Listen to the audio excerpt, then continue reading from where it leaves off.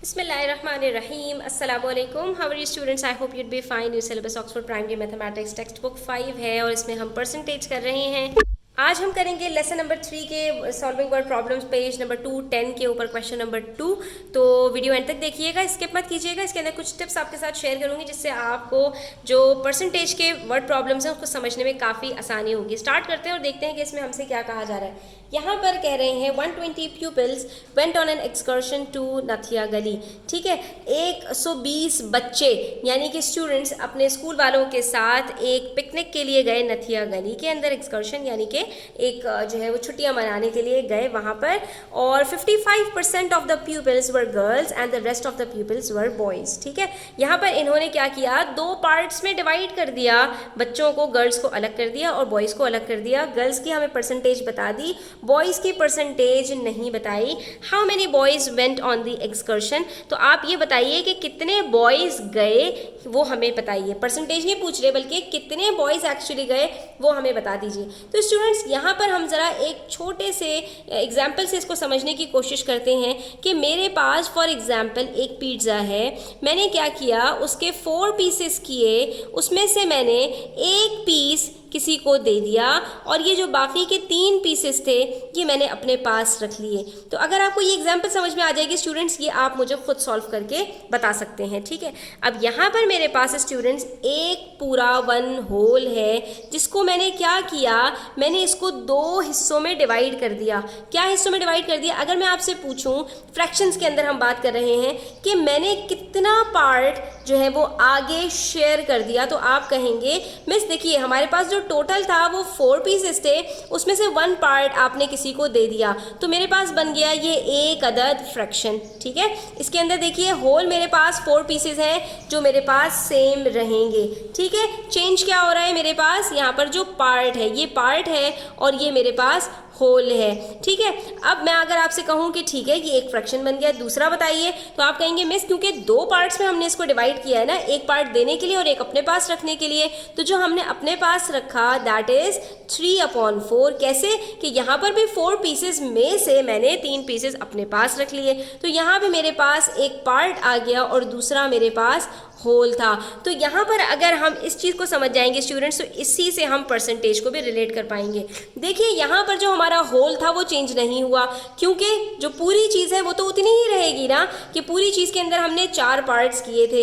अब 4 पार्ट्स में से जितना हिस्सा हमने दिया है उसका पोर्शन अलग है, दैट इज़ 1/4 अगर फ्रैक्शंस की बात की जाए। और अगर मैं कहूँ कि जितना पार्ट मैंने अपने पास रखा है तो वो कितना है, वो मैं कहूँगी कि वो 3/4 है। तो बिल्कुल जिस तरह से स्टूडेंट्स एक होल को हम पार्ट्स में डिवाइड कर देते हैं तो हमारे पास 2 अदद फ्रैक्शंस आते हैं, बिल्कुल इसी तरह से अगर हमारे पास एक टोटल दिया जाए और फिर उसके पार्ट्स कर दिए जाएं तो हमारे पास वहाँ पर परसेंटेजेस भी 2 आती हैं।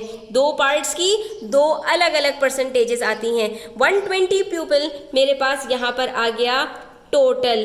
ठीक है, टोटल की परसेंटेज कितनी होती है, 100%। याद रखिएगा हमेशा टोटल आपका सेम रहता है, जैसे कि यहाँ पर टोटल आपका 4 था, चेंज नहीं हुआ, ऐसे ही टोटल की जो परसेंटेज है वो 100% ही रहेगी। उसके बाद अब मेरे पास 2 पार्ट्स हैं यहाँ पर, एक है गर्ल्स का और एक है बॉयज़ का। ठीक है, अब जो परसेंटेजेस होती हैं, अब आप यहाँ पर देख सकते हैं कि जो पार्ट्स थे हमारे वो भी जब हम इनको प्लस कर रहे थे वो होल के बराबर होनी चाहिए, यानी 1 + 3 4 के बराबर होनी चाहिए। बिल्कुल इसी तरह से अगर हमारे पास एक की परसेंटेज गिवन है तो दूसरी की परसेंटेज इतनी होनी चाहिए कि दोनों को प्लस करें तो वो 100% हो।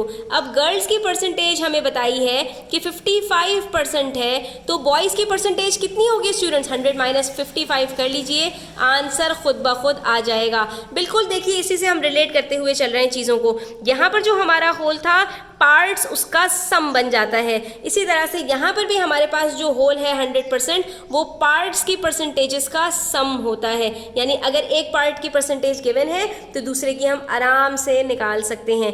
ये हमारे पास हो जाती है एक बात। अब जब हमारे पास परसेंटेज से एक्चुअल वैल्यू निकालने की बात आती है स्टूडेंट्स, तो जो टोटल वैल्यू होती है वो हमारे पास अगर गिवन है और उसमें से एक की परसेंटेज गिवन है, तो हम क्या करते हैं, इन दोनों को आपस में मल्टीप्लाई करेंगे तो हमें इसकी वैल्यू पता चल जाएगी, और अगर आपस में इन दोनों को मल्टीप्लाई करेंगे तो इसकी वैल्यू पता चल जाएगी। इससे हमें क्या पता चला कि अगर किसी पार्ट की परसेंटेज गिवन हो और उसका टोटल गिवन हो, क्या क्या चीज़ें गिवन हो, टोटल गिवन हो और पार्ट की परसेंटेज गिवन हो, वैल्यू की बात नहीं कर रही, टोटल की वैल्यू गिवन हो और पार्ट की परसेंटेज गिवन हो, तो उसी पार्ट की वैल्यू आप इन दोनों को मल्टीप्लाई करके आराम से निकाल सकते हैं। यानी टोटल वैल्यू को आप मल्टीप्लाई कर दीजिए परसेंटेज से, आपको उस पार्ट की वैल्यू पता चल जाएगी। ये अगर आप टर्म्स याद कर लें स्टूडेंट्स, तो आपको कभी भी परसेंटेज में कोई प्रॉब्लम नहीं होगी। परसेंटेज गिवन है गर्ल्स की, अगर मुझे गर्ल्स नंबर ऑफ गर्ल्स निकालना है तो मैं क्या करूंगी, 120 को मल्टीप्लाई कर दूंगी 55 से, मुझे पता चल जाएगा कि भाई मेरे पास यहाँ पर गर्ल्स कितनी हैं। ठीक है, तो अब यहाँ पर मैं मल्टीप्लाई करूंगी और डिवाइड कर दूंगी 100 से।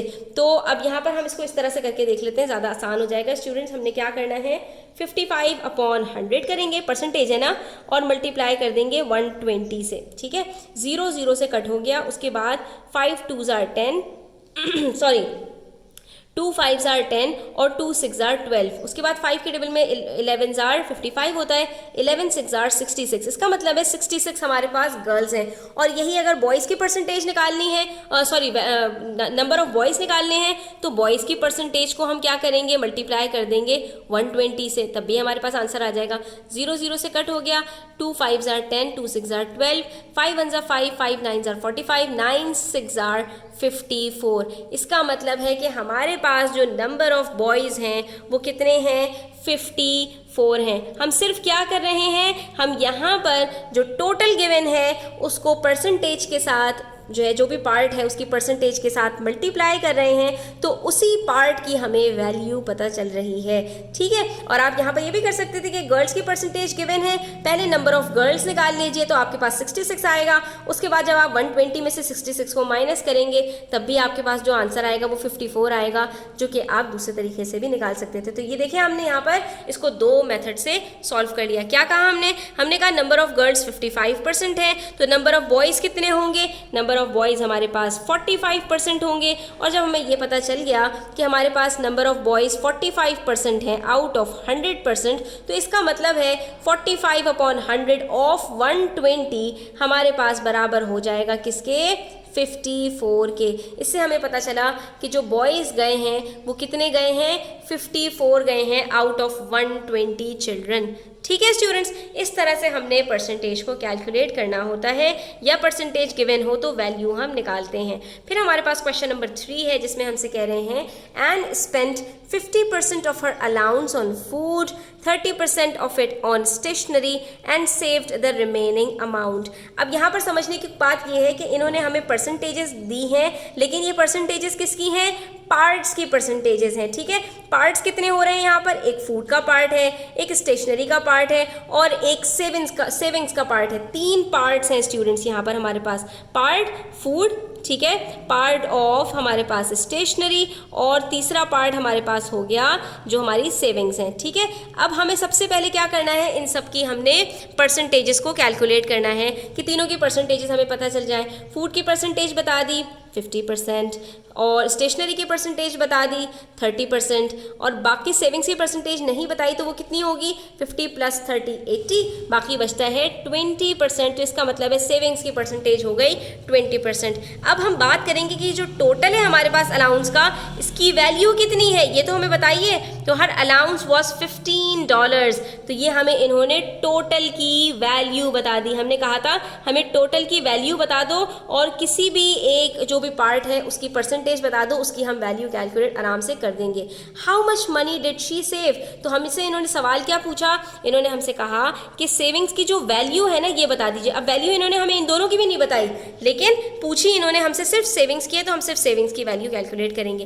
क्या करेंगे हमने कहा था भाई जिस चीज़ की हमने वैल्यू कैलकुलेट करनी है उसकी हमें परसेंटेज बता दीजिए, और जो हमारे पास टोटल है उसकी वैल्यू बता दीजिए। तो हम क्या करते हैं, दोनों को मल्टीप्लाई कर देते हैं और हमारे पास आंसर आ जाता है। तो हम सिंपली यहाँ क्या करेंगे, 20/100 मल्टीप्लाई बाय 15 कर देंगे। 0 0 से कट हो गया, 5 2s are 10, 5 3 ज़ार 15 और उसके बाद 2 1 ज़ार 2 2 1 ज़ार 2, आंसर आ जाएगा हमारे पास $3। इसका मतलब है कि उसने अपने 80% खर्च करने के बाद $3 बचा लिए। ठीक है स्टूडेंट्स, तो इस तरह से हम क्या करते हैं, अपने जो वैल्यू है पार्ट की वो कैलकुलेट कर लेते हैं। अब आप देख सकते हैं 20% ऑफ 15 हमने कैलकुलेट करना है, इसका मतलब है 20/100 मल्टीप्लाई बाय 15 करेंगे और इस तरह से हमारे पास आंसर आ जाएगा $3। इसका मतलब ये भी हुआ कि 15 माइनस 3, उसने $12 अपने खर्च कर डाले। किस पर? 50% जो है वो उसने खर्च किए हैं फूड पर और 30% खर्च किए हैं उसने स्टेशनरी पर। अब उनकी क्या वैल्यूज़ हैं वो हमसे इन्होंने कैलकुलेट करने के लिए भी नहीं कहा और हमें उसको ज़रूरत भी नहीं है। ठीक है, वैसे अगर हम चाहें तो उसको भी कैलकुलेट कर सकते हैं। 15 को 50% से मल्टीप्लाई करेंगे तो हमारे पास आंसर आएगा $7.5 और 15 को 30 से मल्टीप्लाई करेंगे स्टूडेंट्स तो हमारे पास आंसर आएगा $4.5। ठीक है, और जब आप इन तीनों को टोटल करेंगे स्टूडेंट्स 7.5, 4.5 और 3 तो आपके पास आंसर आ जाएगा टोटल, दैट इज $15। तो आई होप स्टूडेंट्स आपको क्लियर हुआ होगा। स्टिल कोई क्वेश्चंस हो, क्वेरीज हो, कमेंट सेक्शन में आप पूछ सकते हैं। Thanks for watching the video till the end. Please do subscribe to my channel. Take care. अल्लाह हाफिज़।